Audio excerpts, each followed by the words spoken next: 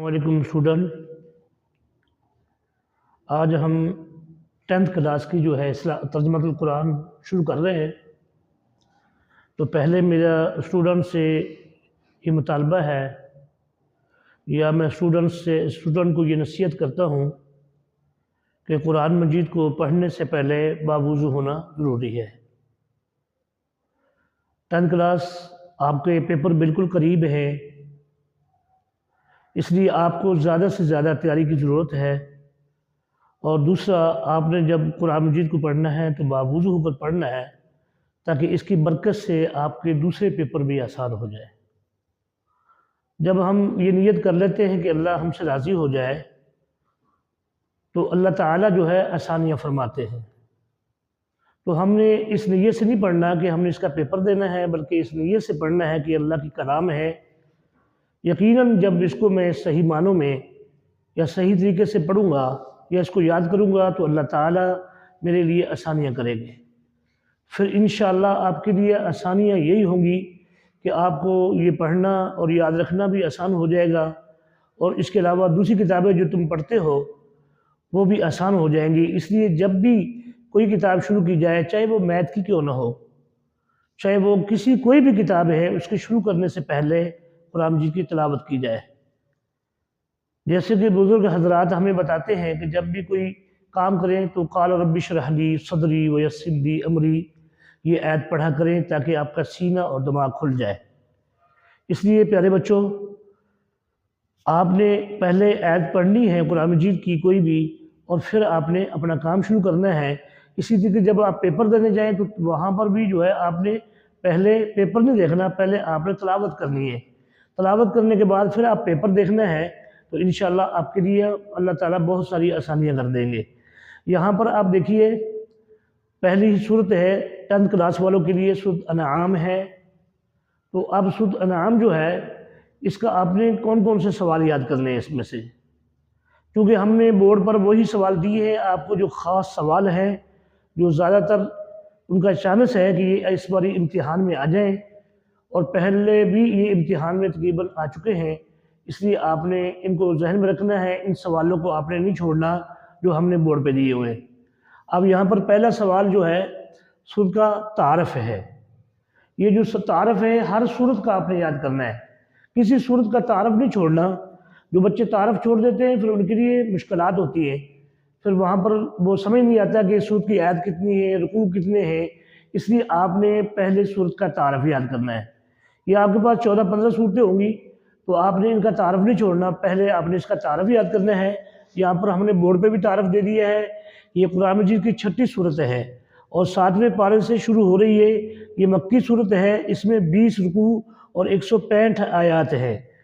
इसकी आयत नंबर 136 में अनआम का लफ्ज़ मज़कूर है, जो अनआमा से है, जिसके माने हैं मवेशी के हैं, यानी जानवरों के आते हैं, और इसी मुनासिबत से इस सूरत का नाम अनआम रखा गया।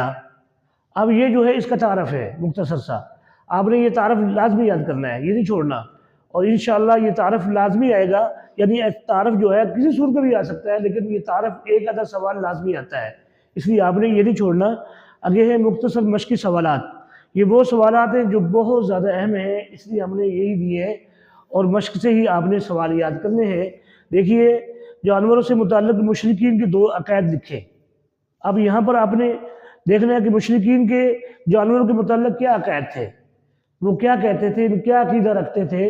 तो अगर आपने ये चीज़ समझ ली, याद कर ली, तो इंशाअल्लाह आपको मुश्किल नहीं है। ये छोटे छोटे सवाल हैं, कोई ज़्यादा बड़े सवाल भी नहीं है, इसलिए आपको ये मुश्किल नहीं होगा याद करते हुए, आपने आसानी से याद कर सकेंगे। तो जवाब आएगा, वो अपने जानवरों और मवेशियों में बुतों को हिस्सेदार ठहराते थे। क्या मतलब है इसका? इसका मतलब ये है कि वो कहते थे कि जैसे जानवर जो है जैसे हमारा हिस्सा है इसके अंदर, और हम इसको ज़ुबह करके सब गोश्त खाते हैं, इसलिए जानवर जो है बुतों का भी हिस्सा है।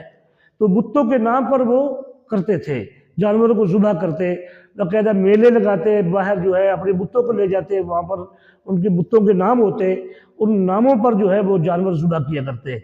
जैसे आज हम कुर्बानी करते हैं अल्लाह के नाम से, और इसी तरीके से जो है कोई भी हम اللہ کی راہ میں خرچ کرتے ہیں تو اس میں اللہ کا ذکر کرتے ہیں کہ یا اللہ ہم آپ کے لیے، آپ کی رضا کے لیے کر رہے ہیں، تو اسی طریقے سے وہ بتوں کے نام پہ کرتے، کیونکہ بتوں کو وہ معبود سمجھتے تھے، خدا سمجھتے تھے۔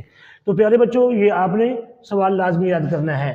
نمبر 2 ہے کہ انہوں نے خود ساختہ قید سے چند جانور اپنے لیے حلال اور چند حرام قرار دیتے تھے۔ کیا مطلب کہ وہ اپنے جانوروں کو کچھ کو حلال کرتے تھے، اپنے لیے خود ہی وہ بناتے تھے عقیدہ کہ یہ حلال ہیں، یہ حرام ہیں، جن کو وہ حرام سمجھتے تھے ان کو وہ نہیں کھاتے تھے، ان کو ذبح نہیں کرتے تھے، جن کو وہ حلال سمجھتے تھے ان کو وہ ذبح کرتے تھے۔ دوسرا اس کا مطلب یہ ہے کہ وہ اپنے لیے کچھ حرام قرار دیتے اور بتوں کے لیے حلال قرار دیتے۔ اس طریقے سے جو ہے ان کے عقائد تھے۔ یہ 2 عقیدے بیان کیے گئے ہیں، تو آپ نے یہ ذہن میں رکھنے ہیں اور ان کو یاد رکھنا ہے۔ اگلے صورت کی روشنی میں 2 مشرطی احکام لکھیں۔ نمبر 1 ہے والدین سے سلوک کیے جائے۔ نمبر 2 قتل و غارت نہ کی جائے۔ یہ سوال بھی بہت اہم ہے، اس کو یاد کرنا ہے۔ نمبر 3 ہے اس صورت میں تبلیغ دین کے حوالے سے نبی کریم صلی اللہ علیہ وسلم کو کیا نصیحت کی گئی ہے؟